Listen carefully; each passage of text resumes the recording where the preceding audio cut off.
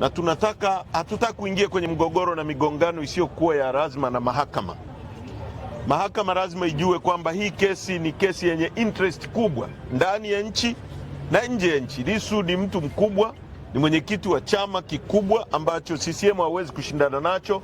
Lazima watumie mahakama, polisi, usalama wa taifa kushindana na sisi. Kwa hiyo hii kesi ina interest kubwa, lazima watu waje wengi.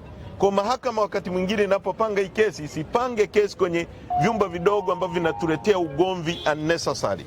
Wapange hii kesi kwenye vyumba vikubwa ili watu waje kwa wingi zaidi wasikilize kesi na hata vile walivyofanya last time. Hii kesi lazima ianze na yenyewe kuwekwa kwenye mitandao ili watu wengi wasikie na haki ionekane na umahiri wa mawakili wetu na mawakili wa serikali uonekane. Kwa hiyo ndugu zangu, kwa kifupi nataka niwaambie wanachama wetu tunawashukuru. Chama chetu kiko imara.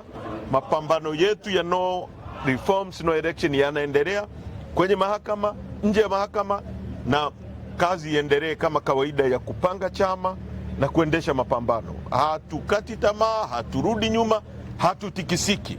Mapambano ndani ya nchi, mapambano nje ya nchi mpaka kieleweke. Asanteni sana.